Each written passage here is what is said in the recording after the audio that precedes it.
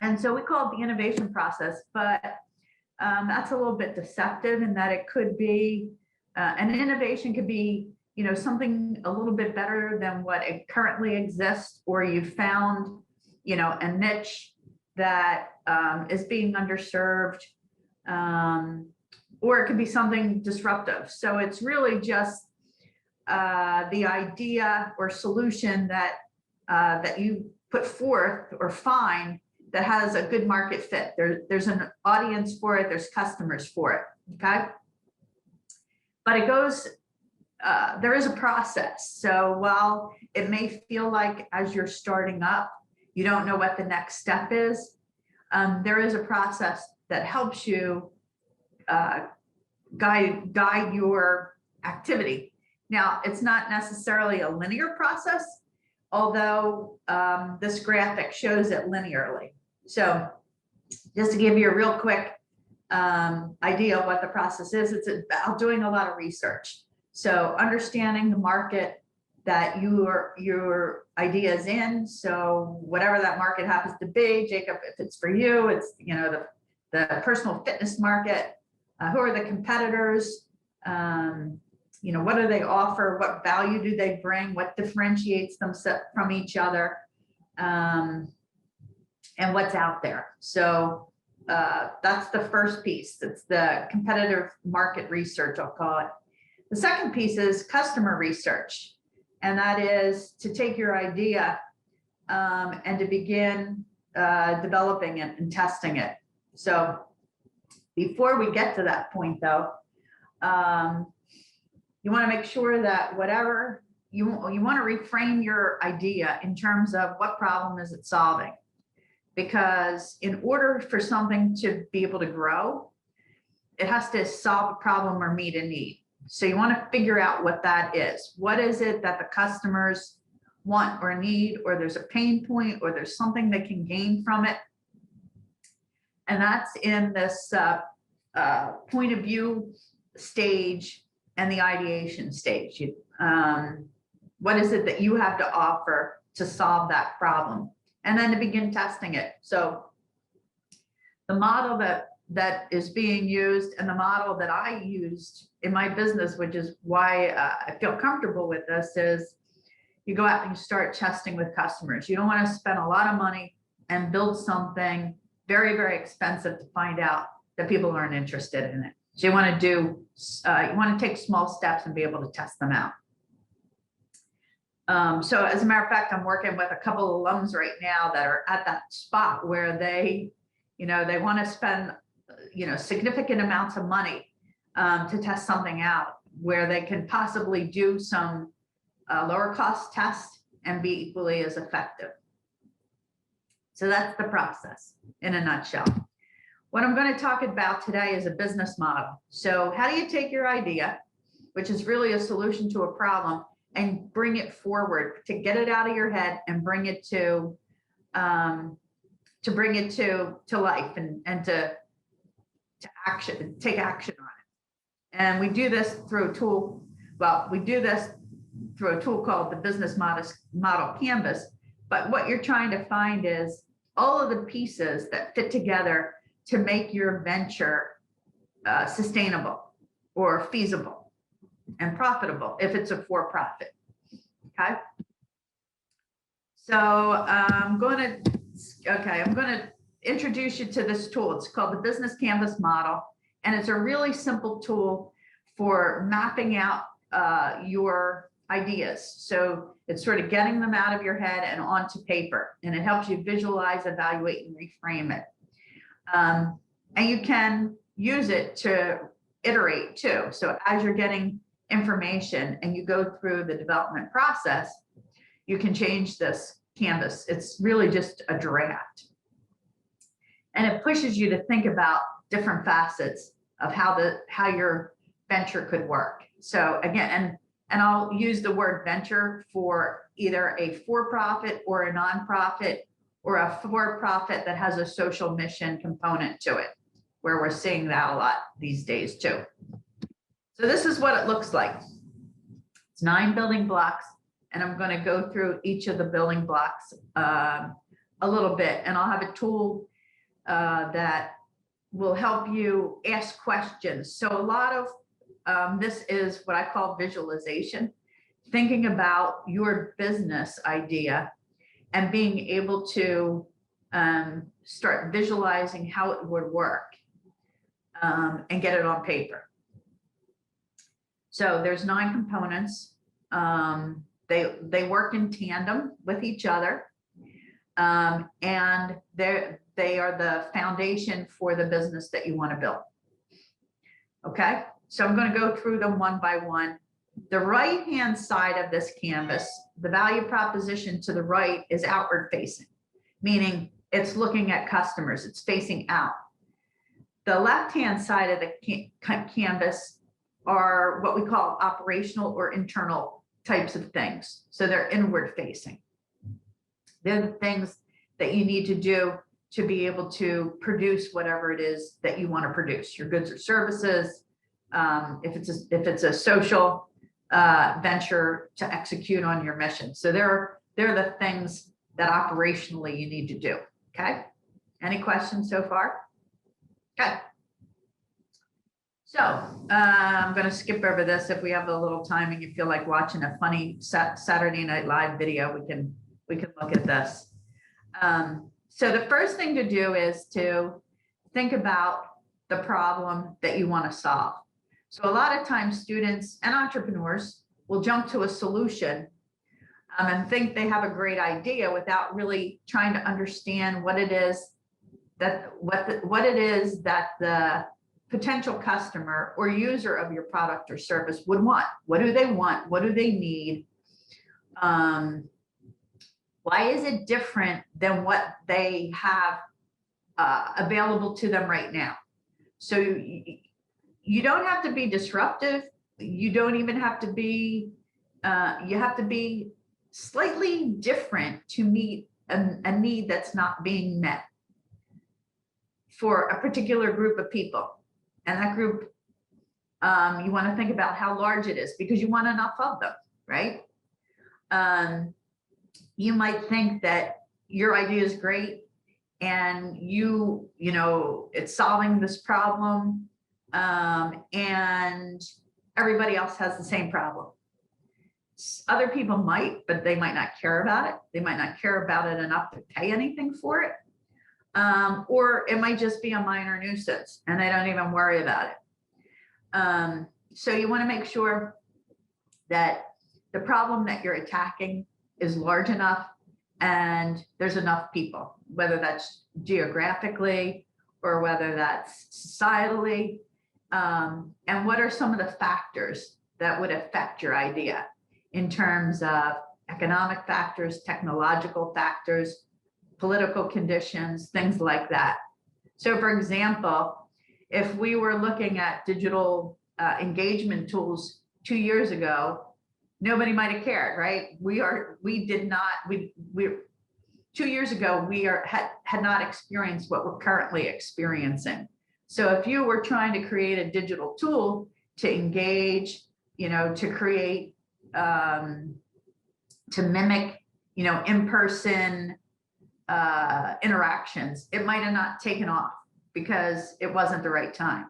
Today, everybody's trying to figure out how can we produce a digital tool that gives people much more engagement than Zoom or a better feeling, whatever, right? So you get the idea.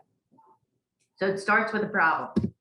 So even Jacob, for you, and Ava, I'll ask you in a minute what your idea is if you have one.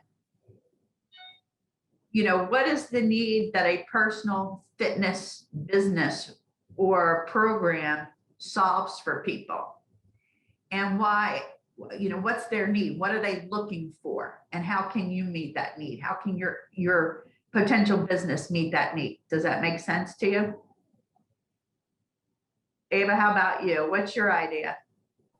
Mine's kind of just like a family style restaurant. Like it's always been a part of like our family to like try and do this. So I just thought it would be fun to like compete and just see how it goes. Yep. Okay. So you're a girl after my own heart.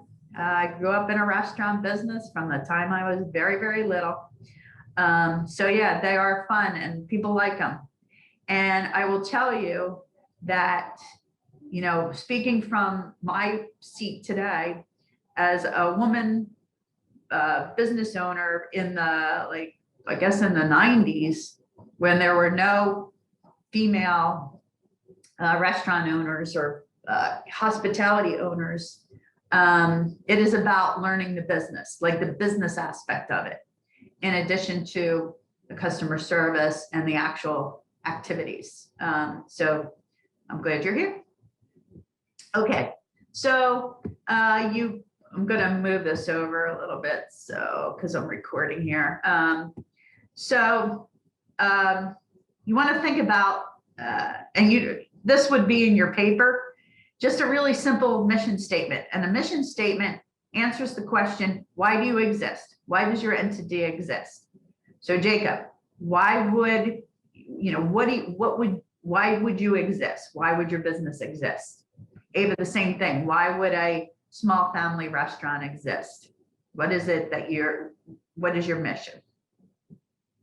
And it's recommended that you do it in 8 words. A lot of times they get all wordy. It's about why do you exist? And you can use this little formula: a verb, a target population or setting, and an outcome. And it provides real clarity, okay? So this is an educational mission: improve students' verbal and intellectual engagement experience in remote learning environments. Okay, there's the canvas. All right, so we're going to go through these real quickly, the different segments. So the customer segment answers the question, for who are you creating value? Specifically, customers are grouped into, they're grouped into people that have similar attributes and characteristics because they behave similarly, and you can satisfy their need. They have the same needs, the wants, the desires, or the same pain points. So you want to think about who they might be. So I'll use Wawa as an example. You know, Wawa has a lot of customer segments. Wawa has, you know, has people, it has professionals going in, it has college students, it has high school students, and each of them may have a different need, slightly different need. They still want convenient, customized, quick, reasonably priced food in a friendly and clean atmosphere. But as you begin thinking about your target, your customer segment, they become your target audience. They're the people that you're looking for to produce your goods or services. Ava, for you, you could say a restaurant, oh, I want everybody. Well, it's got to be narrowed down a little bit. You're not going to get everybody. You're not going to necessarily get maybe the 30-year-old millennials that go out 2 or 3 nights a week if you have a family restaurant. Maybe you will, maybe you won't. You have to think about who's the target audience. That's what your customer segment does, okay? Any questions on customer segments? They are the root of your business because they're the ones that need to find, they're the ones that are going to be paying for your goods and services. And so you need to know what makes them tick, what's their needs, what's their pain points, you know, what do they like? You may not know it up front. You may think you know it until you get some experience with them. You don't know it. But as you speak with them, as you test out some of your ideas, you will learn. You know, I'll give you a quick example. I learned. So again, I had a large catering company, and I'll give you an example of a customer segment that I had. So I had a lot of professional men that did business, and they hosted events, and they they did not want to talk. So this is the persona, the customer. They didn't want to talk. They wanted to give me a date, a time, a price, and they didn't want to discuss anything about menu or very little about the details. They just wanted it handled. That's a persona. That's a targeted customer. It took me a while to get comfortable with that. And they, of course, they had built up trust in me, and I had probed a little bit about, what it is they wanted. But after that, if they were a repeat customer, I literally could get a call for a couple hundred people with just a date and time and say, you do the menu. That's the level of interaction that you would get at some point with your customers to know what they want. Okay, we talked a little bit about Wawa's value proposition. I just gave it to you. The value proposition is about what value are you bringing to your targeted audience, to your customer segments. How are you solving their problem or satisfying their need or delivering benefits in a new way? It's not about what you do, okay? It's not about, oh, I am going to be a personal trainer. I'm going to be a restaurant. It's about what value are you bringing to your customers? It's also the place or the point of differentiation. What makes you different than what currently exists? So what is it that you're bringing to those customers that's different? We call that the value proposition. It can be really hard, especially when you're close to your own business or your own idea, to step away and say, okay, I'm having trouble figuring out what value I bring, but Jacob, I'll give you an example. So a value proposition for that kind of, a personal fitness kind of entity might be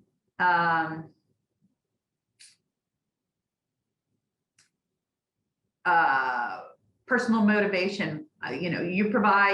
My entity provides personal hands-on motivation to enable customers to get strong, something like that. It's not saying what you do, that you're going in and you're doing workouts with them or whatever. It's what's the benefit that they're receiving. Does that make sense? Okay. Ava, for a restaurant, it might be something like, you're providing, a social environment to enjoy, food, camaraderie and friends, to break bread with people. It's not necessarily about the product. It's about the experience. Okay, so you're providing an experience that's different than being at home or takeout.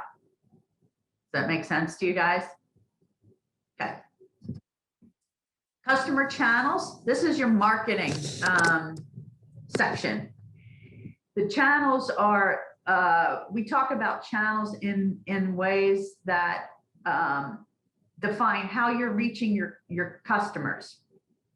How do you communicate with them? Where do you find them? Like, are they on social media? Do you find them by email? Do you find them by word of mouth? How do you get to them? Think that you have this idea, you have this business, you're trying to reach people, and you need to communicate with them. You need to find out what channel they're in. So if you were, I'll use Ava's example of a family restaurant. Maybe her customer segment that she's targeting is young families. So, parents with children, I don't know, 6 to 10, 5, whatever. She would not necessarily find those parents on TikTok. You know what I mean? So if your activity was around TikTok, you're not going to capture that audience. You're in the wrong channel. Does that make sense to you guys? So the channels, the communication or the communication pathway, the road to get your information out to your target audience. Okay. So it's part of thinking about your marketing strategy. Customer relationships, what kind of relationship do you want to establish with your customers? In both of your examples of the kinds of ventures that you might be thinking about, you want a good relationship with your customers. You want repeat business. You want to know them. You want to have a relationship with them whereby they trust you and they come back time after time. Key activities.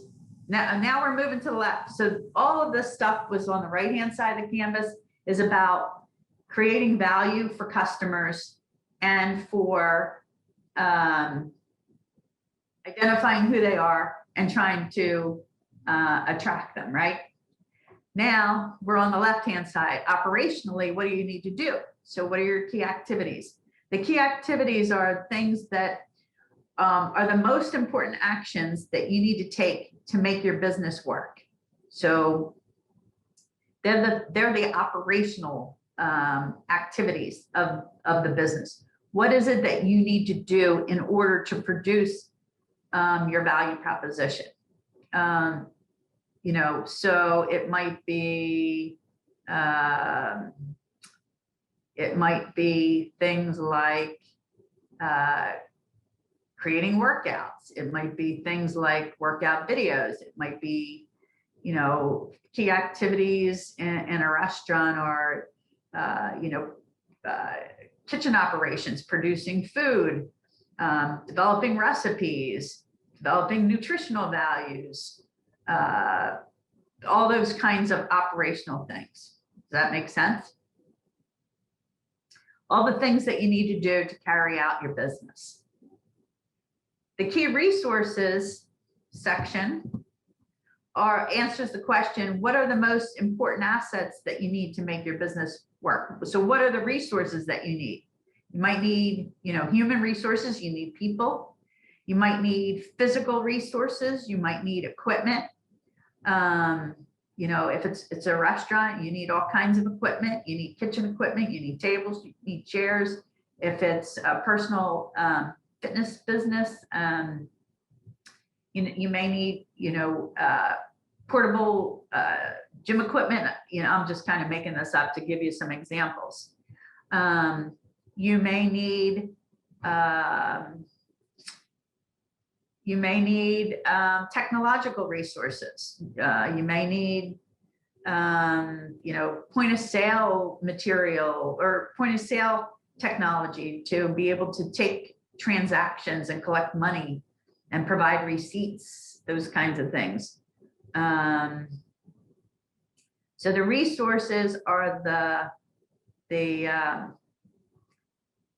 things that you need in it to produce your key activities. Make sense? Okay. Key partners are the suppliers and partners that help you make your business work. Taking Wawa as an example. And I don't know if this has changed, but they used to use Amoroso rolls. So their partnership with Amoroso, their partnership with Coca-Cola. If you go into Wawa, you don't want to go to the soda machine or whatever and find out there's no soda. They are the people that you rely on to help execute on your business. Okay. So we talked about the front outward facing, the customers pieces, the value you're delivering. And now we're talking on the left-hand side, the operational activities. Okay, cost structure flows from your key activities and your key resources. Those things cost money. And so once you have them defined, you can estimate the costs. Some might be startup costs, one-time costs. Others might be recurring costs. Maybe each month, if you rent a building, you have monthly rental. You might have insurance that's paid on a monthly basis. You might have other costs that, your utility costs, things like that. If you have a facility, that you pay on a monthly basis. And so those costs are derived from the key activities and the key resources that you need to produce your goods and services. Oh, did I skip over? I skipped over the most important part, revenue. Okay, revenue comes from your customers, right? They pay you. How are you generating income from each of those segments? Is it one-time income, like, one service, one unit at a time, or is it recurring revenue? So do you have a subscription revenue model where you are paying, you try and get customers to sign up on a monthly basis and they pay you X amount a month? Like a Netflix subscription is a recurring revenue stream. In a restaurant, it may be you have monthly meetings, so you have groups that come in every month. They're coming in, roughly how many people they're going to have, and they come in every month. Jacob, for you might do some sort of package on a monthly basis. If people sign up, 10 months, it's sort of like, it's like a gym membership, right? They charge you monthly. So you have some confidence that the next month you're getting that money from the same customer. It's a lot easier to do that than go out and get new customers. The bottom line is that this revenue stream and this revenue section, however you generate revenue and you can generate it from a variety of customers or a variety of sources, whether it's products or services, has to cover your costs, and it has to cover your costs in a way that's sort of significant so that you can take that extra money and reinvest it in your business to allow your business to grow and to pay you, right? So if you're just bringing in enough money to cover your costs, it's really hard to get ahead. It's barely sustaining the business. You have to really aim toward making sure that your monthly income revenue exceeds your expenses, so that you have some profit left over. And again, if it's a nonprofit, it's still the same scenario because you still need that residual money. In a for-profit world, we call it profit, to invest back into the business, either for goods and services that you need to purchase for the following month or the following couple of months, or to grow your business, and certainly to pay yourself and your employees. So that's what the canvas looks like. And it's simply a way to put on a simple one-page paper what your thoughts are about what your business looks like and what it does and how it's going to bring value. Who are the customers? How you're going to reach them. Does that make sense to you guys? All right, so I'll open up for questions. I can share a blank canvas with you, but let me open it up for questions.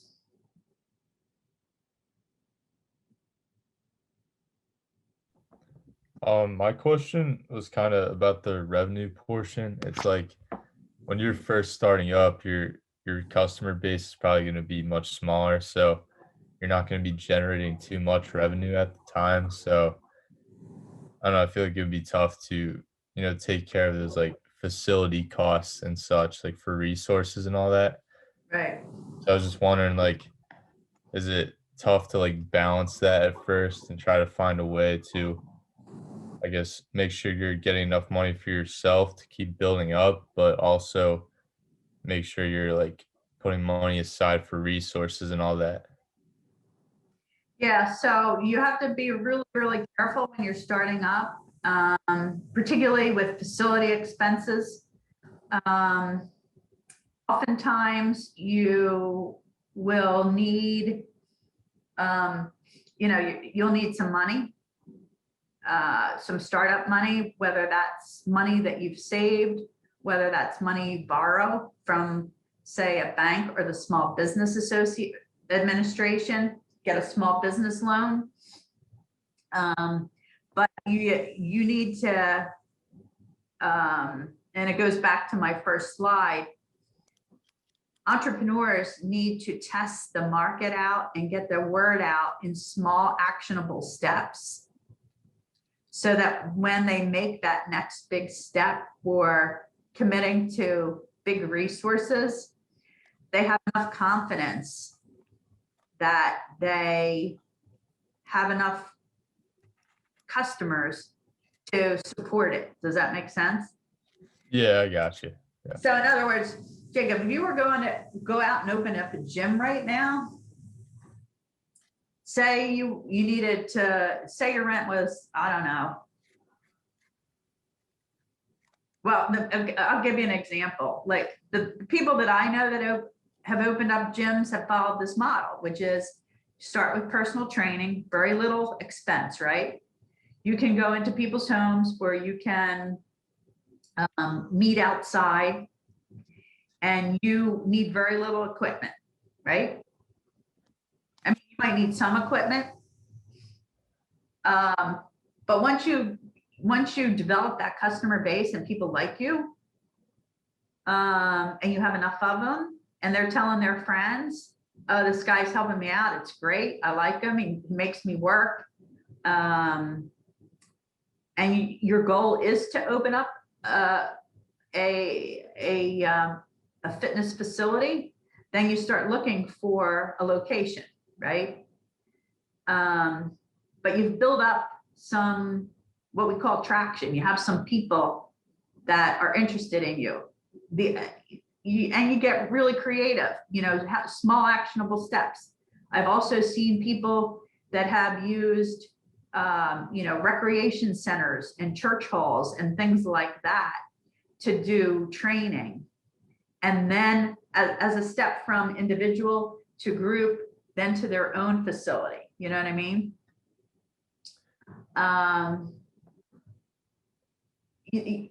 Part of the next step as you begin putting the stuff down on paper is, okay, what are small actionable steps that I can take to start building and testing my customers? So I don't know, do you have any customers right now? Not right now. Okay, is that something that you want in the future, like near future, or? Yeah, I think like once I get certified, I'd probably start building a customer base. Mhm. So what actionable steps, so if you know that this is your goal, what steps might you be able to take right now? I guess like start maybe marketing a little bit, like saying that I'm around, and I'm working towards personal training, and saying that I'm open to taking you as a client. I can help you achieve whatever goals you have in terms of fitness, stuff like that. Mhm. How could you demonstrate it easily? Like what kinds of things could you do right now that would demonstrate your capabilities? Um, I guess like I could show people maybe like a video, or yeah, like maybe a video of me running through a workout for them that they could follow, something like that. Yep. And they could see that I actually know what I'm talking about. Yep. So that would be a small test to start saying, and you put that out online and see if people are interested. And you maybe do a couple of them, or you do it with a friend, and start working with a friend. That would be one of the small, low-cost tests to start testing your business model, seeing what people like, seeing what they respond to. And it's easy to put it out online these days. Yeah. Ava, how about you? How could you test small? I haven't really got that far yet. Mhm. I don't really like, I feel like with a restaurant, you have to go like all in. Go all in? Yeah, like at least like with like a dining room and everything. Like there, I feel like there's no like small steps. The only thing I wouldn't do would be like takeout or delivery. Like in the early stages, I would just like have like only dining in. Okay. Yeah, it's a tough one. Um, what we're seeing in the market these days are what are called ghost kitchens, where you start with product and services. You build up a brand based on takeout.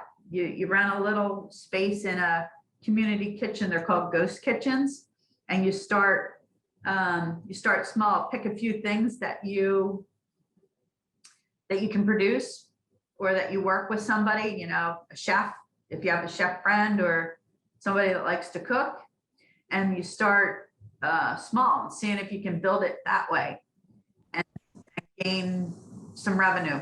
Other ideas? Well, I didn't know if that was like a like I don't know. I'd never really heard of that before. So that's Yeah, but I yeah, that's definitely a smarter way to start out than getting a whole building and everything. yeah. So other low cost steps might be um, farmers markets, right? They're all, a stand in a farmer's market is a little bit less expensive. Pop-ups is really popular. I don't know if you've seen pop-ups where you participate in a weekend event, producing the kind of food that you would be interested in producing, see if people like it.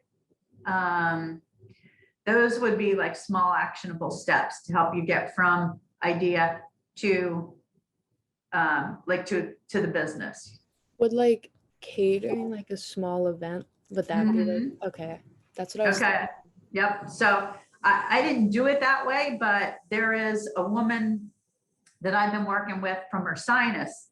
She was in our Digital Spark program 6 years ago. She was a caterer. So she rented a little tiny kitchen out of a community center in Westchester. And our Digital Spark program at the U Imagine Center partners students with small businesses to help with digital marketing, right, in the summer. So anyway, when I first got here 6 years ago, she was in a little kitchen in Westchester in a community center doing catering. So it's all her business model, Canvas model looks different than it does today. But so basically she did a lot of marketing to generate the business because she didn't have a storefront, and she did it out. And then gradually over time, she built the business. She was doing a lot of catering. And 2 years ago, she came to me, to the Imagine Center. She was looking to rent a storefront in Collegeville, but it's like back off of Route 9 or Route 29 and 113. And she was trying to figure out, did she have enough business to commit to this monthly rent and how much money it would cost to put the kitchen equipment in there and the dining room. And she did it. So 2 years later, well, the pandemic hit, but she's been okay. She's been holding up with she was able to continue small events, catering. But that's how she grew and went from zero to a facility. The other way to do it is to, partner with other people. But the way that we teach it here at Ursinus is to think about, okay, how to take small steps, test it out so you don't lose a lot of money. It's not only Ursinus, but entrepreneurial educators, and find out that the concept doesn't work, or people don't want it, or it's, you waste a lot of money and time trying to figure out what specifically the customers do want. I will send this over to you, and I will add these 2 workshops in, and I'll send you a listing of the workshops. Okay. All right, thank you. They're all for to help you move your idea forward. All right, thank you. Have a good one. Have a good one. Take care. See ya.